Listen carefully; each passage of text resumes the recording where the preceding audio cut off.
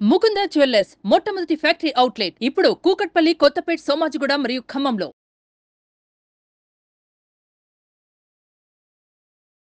నమస్తే శంకరి మేడం. డబ్బు ఉన్నవాళ్ళు, డబ్బు లేని వాళ్ళు, అంటే రిచ్ పీపుల్, పూర్ పీపుల్ అని మనం చెప్తూ ఉంటాం. చాలా డిఫరెంట్ మైండ్ సెట్స్ ఉంటాయి.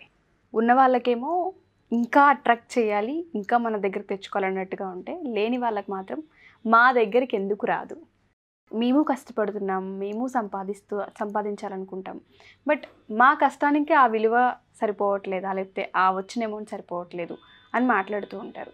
ఆ డిఫరెన్స్ని ఫస్ట్ ఎక్కడ మార్చాలి అంటారు? థాట్స్ని ఎలా మార్చాలి అంటారు? చాలామందికి డౌట్స్ ఉంటూ ఉంటాయి. మేము అట్రాక్ట్ చేయలేకపోతున్నామని, డబ్బు ఉన్నవాడికే వస్తుందని, వాళ్ళ దగ్గరే ఉంటుందని మన కామెంట్స్లో చదువుతూ ఉంటాం మనం, లేకపోతే మన ఎవరైనా చుట్టుపక్కల వాళ్ళు అంటుంటే వింటూ ఉంటాం. ఫస్ట్ వాటిని మనం ఏ విధంగా ఓవర్కమ్ చేయొచ్చు అంటారు? ఫస్ట్ డబ్బు ఉన్న వాళ్ళని చూసి ఈర్ష్యపడటం మానేస్తే ఆటోమేటిక్గా మైండ్ సెట్ కవర్ అయిపోతుంది. అవును. ఎప్పుడు కూడా మన దగ్గర లేదు అని రాగానే వాడి దగ్గర చాలా ఉంది, వాడికి ఎక్కడి నుంచి వస్తుందో, ఎలా సంపాదిస్తున్నాడో, అయినా వాళ్ళు ఏం న్యాయంగా సంపాదించట్లేదు అంటే మనకి వచ్చినటువంటి థాట్స్ అన్నిటిని మీద వాళ్ళ మీద రుద్దేస్తుంటాం. కానీ వాడు ఎంత కష్టపడుతున్నాడు, వాడు ఆలోచన విధానం ఎలా ఉంది, వాడు డబ్బు రాగానే డబ్బుకి కృతజ్ఞత చెప్తున్నాడు, డబ్బుని ఇంకా సంపాదించాలి అని తాపత్రయపడుతున్నాడు, డబ్బు పట్ల ఒక పాజిటివ్ ఫీలింగ్తో కలిగి ఉన్నాడు. ఈరోజు నేను ఈ డబ్బుని సంపాదించాను, ఐఎమ్ సో హ్యాపీ, సంతోషంగా గడుపుతున్నాడు. కానీ మనం ఏం చేస్తున్నాం, డబ్బు లేనివాడు ఏం చేస్తున్నాడు, ఇవాళ నాకు ఇంతే వచ్చింది, డిస్సాటిస్ఫాక్షన్ అనమాట. వచ్చిన దానికి తృప్తి పడటం మానేసి పక్కవాడికి వచ్చింది అని ఈర్ష్యపడటం ఒకటి, నాకు ఇంతే వచ్చింది, నేను అసలు డబ్బుని సంపాదించలేకపోతున్నాను, నేను ఎంత కష్టపడినా ఇంతే వస్తుంది అనేటటువంటి ఒక నెగిటివ్ ఫీలింగ్ మనం క్రియేట్ చేసుకో. అందుకంటారు చూసారా, మనం వెళ్ళేటప్పుడు క్యాప్షన్స్ రాస్తుంటారు, నీ ఏడిపే నాకు ఎదుగుదల అంటుంటారు కదా. అవునా కదా. అంటే మనం ఎప్పుడూ కూడా మనం ఇంకొకరిని వాళ్ళ గురించి పాజిటివ్గా మనం చెప్తూ ఉంటే వాడు పాజిటివ్గా ఎదుగుతాడు. ఎందుకు ఎదగడు? ఖచ్చితంగా ఎదుగుతాడు. వాడి దగ్గర డబ్బు ఉంది, డబ్బు ఉంది, ఖచ్చితంగా ఉంది. మన సబ్కాన్షియస్ మైండ్ ఏం చేస్తుంది, వాడి దగ్గర డబ్బు ఉందని నువ్వు చెప్తున్నావు కాబట్టి వాడికి డబ్బు ఇస్తుంది. నా దగ్గర ఎప్పుడు డబ్బు లేదు, డబ్బు ఉన్నా కూడా లేదని చెప్తా. అవునా? అంటే నీ దగ్గర లేదన్నావు కదా, వాడికి ఉంది అని అన్నావు కాబట్టి వాడికే ఇస్తుంది, నీకెందుకు ఇస్తుంది? సో ఈ ఆలోచన మానేసి డబ్బు సంపద కలిగి ఉన్న వారిని నేను మనస్ఫూర్తిగా గౌరవిస్తున్నానని చెప్పండి. డబ్బు ఉన్నవాడిని గౌరవించడం అనేది నీ ధర్మం. నువ్వు ఎప్పుడైతే వాడిని గౌరవించి రెస్పెక్ట్ ఇస్తావో డబ్బు నీ దగ్గరికి రావడం స్టార్ట్ చేస్తుంది.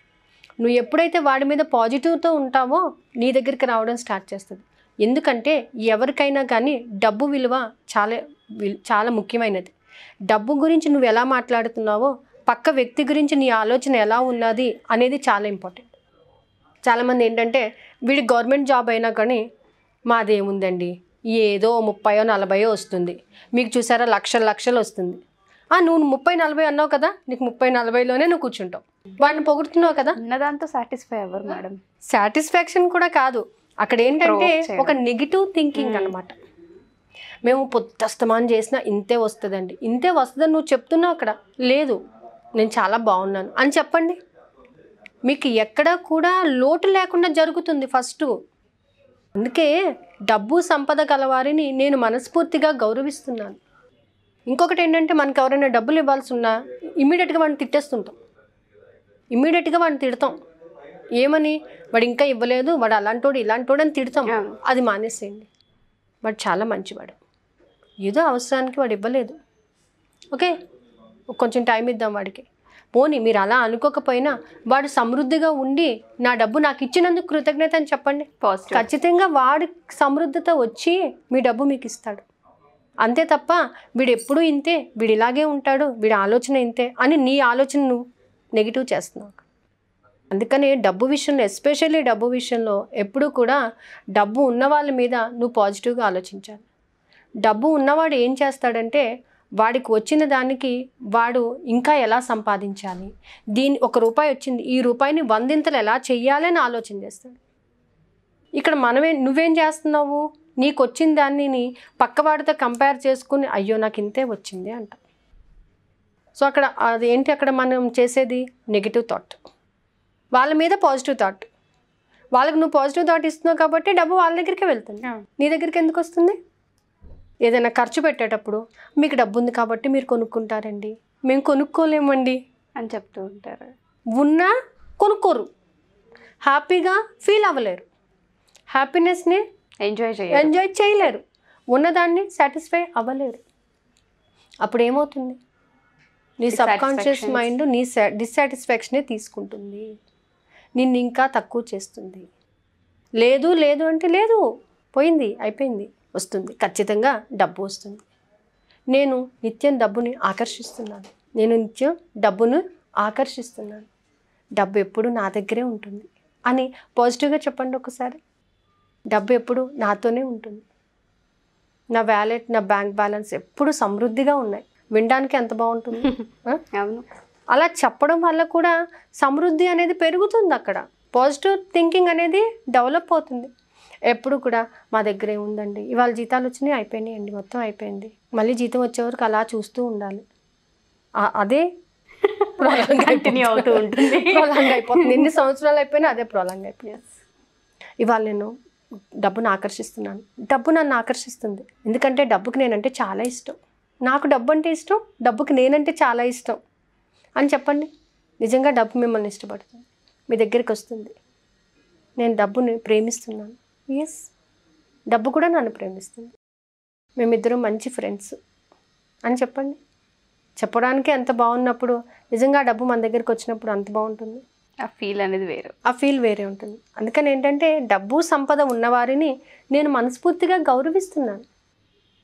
మనస్ఫూర్తిగా నువ్వు గౌరవించినప్పుడు అబ్బా మీరు ఇంకా సంపూర్ణవంతులు అవ్వాలి అని వాళ్ళని దీవించారనుకోండి, మీ దగ్గరికి సమృద్ధి వస్తుంది.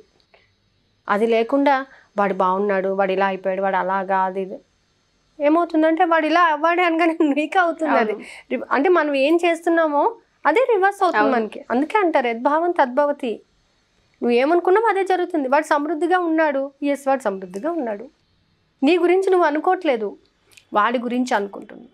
కాబట్టి నీ యొక్క ఆలోచన విధానాన్ని మార్చుకొని నువ్వు ఎప్పుడైతే సమృద్ధి అనేది నీ సైడ్ నుంచి కూడా నువ్వు ఎప్పుడైతే అనుకుంటావో ఖచ్చితంగా వర్కౌట్ అవుతుంది. ఓకే, చాలామంది మనల్ని అడుగుతూ ఉంటారు, నెగిటివ్ మైండ్ సెట్ అనేది ఉంది, ఏం చూసినా మాకు నెగిటివ్గానే కనిపిస్తుంది, మాకు పనులు అవ్వట్లేదు, మాకు అంత ఇంట్రెస్ట్ రావట్లేదు చేసే వాటిపైన అంటూ ఉంటారు. అఫర్మేషన్ చేస్తున్నాం, విజువలైజేషన్ చేస్తున్నాం, చాలా టెక్నిక్స్ మేము పాటిస్తున్నాం, మాకు వర్కౌట్ అవ్వట్లేదు అంటూ ఉంటారు.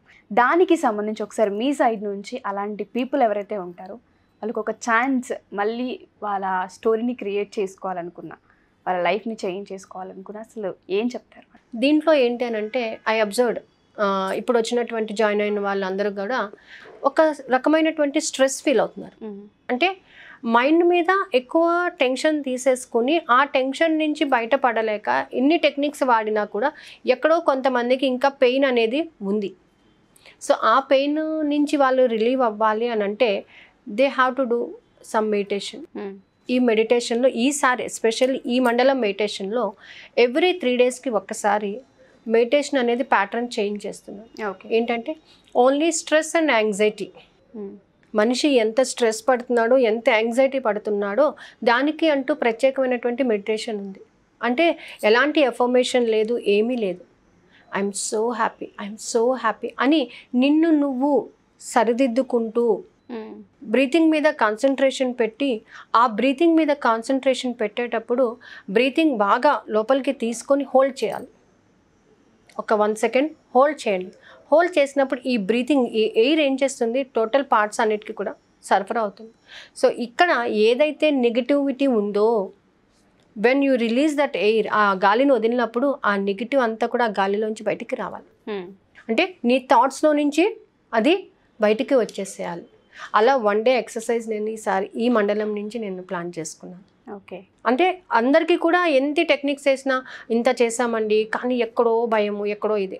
ఫస్ట్ అది వదిలేసేయండి, ఆ భయాన్ని వదిలేసేయండి, ఆ టెన్షన్, ఆ స్ట్రెస్ని వదిలేసేయండి.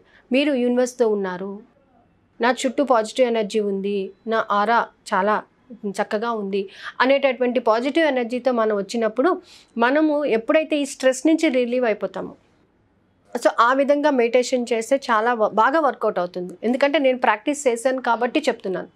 సో మనం ఎన్ని చేసినా కూడా 1 డే ఖచ్చితంగా, అంటే ప్రతి ఒక్క చక్రాస్కి 6 డేస్ మనం పెట్టుకున్నప్పుడు 1 డే మిడిల్ ఆఫ్ దాంట్లోని ఉన్నటువంటి స్ట్రెస్ని తీసేసి, యాంగ్జైటీని తీసేసి, వాటి నుంచి ఓవర్కమ్ అవుతూ మనం ఇన్డెప్త్ మెడిటేషన్లోకి వెళ్తే నిన్ను నువ్వు ఏంటి అనేది తెలుసుకుంటావు.